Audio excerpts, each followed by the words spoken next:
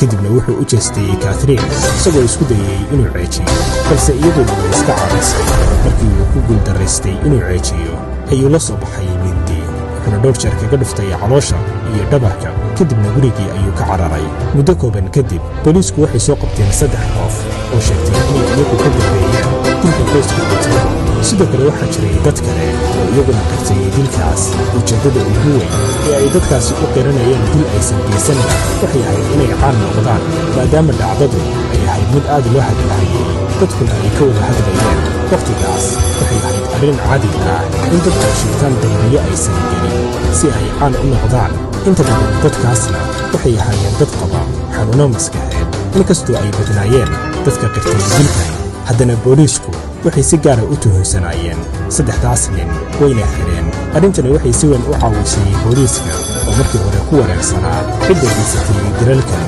markii BTK uu maqlay in dilalkii uu isagu geystay ay rag kale si sahal ah isaga sheeganayaan loona qabtay halkii uu ku farxi lahaa oo tuhunkii uu ka noqday aad ayuu u carooday wuxuuna is yidhi sidee qof kale si fudud ugu qaadan karaa shaqadii uu dagaalka badan ku bixiyey magacan ugu heli karaa bishii tobnaad sanadkii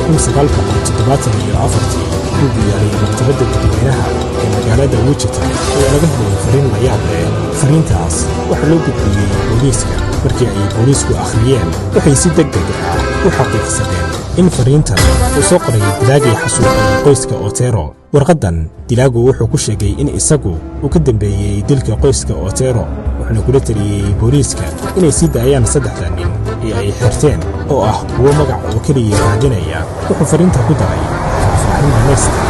ku aadan sida uu dilku u dhacay midhaha ay dibnayaashu ku kala sugayeen iyo waxa uu sameeyey kadib dilkooda faahfaahintan ayaa ahayd mid uusan qof kasta ogaan karin waxayna u xaqiijisay baarayaasha in qofkan uu yahay dilaagii dhabta ahaa warqadiisa wuxuu ku soo xiray halkudhigiisii ahaa Pine Torture Kill BTK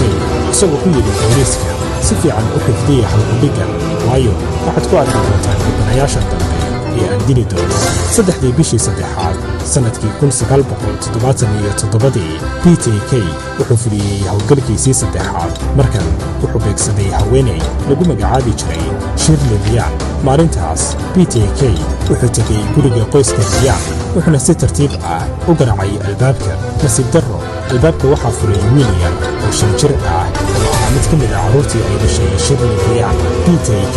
wuxuu wiilkii yaraa u sheegay inuu yahay booliis wiilkiina gudaha ayuu soo geliyey markii uu guriga soo galay waxaa ka hortimid Shirley oo ka soo baxday musqusha waxay aragtay nin aysan garanayn gurigeeda dhex taagan waxay weydiisay cidda uu yahay wuxuu u sheegay inuu yahay sarkaal booliis oo doonaya inuu su'aal weydiiyo Shirley ayaa ku tiri intaadan su'aal weydiin maxay tahay sababta aad ii baarayso sideese gurigeyga u soo geli kartaa adigoon fasax haysan ma haysataa warqad ogolaanshiyo inta aysan hadalkeeda dhammayn ayuu la soo baxay bistoolad madaxa ayuuna kaga qabtay markaas ayuu ku yidhi waxa keliya ee aan doonayo ayaa ah inaan ku qufsado isla markaana haddii aad ogolaato aadan samayn wax iska caabin ah adiga iyo carruurtaadaba waxyeelo idinma geysan doono haddii kalena dhammaantiin waan idin dili doonaa xilligaas Shirley waxay ku qasbanaatay inay ogolaato carruurtii ayuu kaxeeyey wuxuuna geeyey suuliga halkaas ayuuna ku soo xiray markaas ayuu ku soo noqday Shirley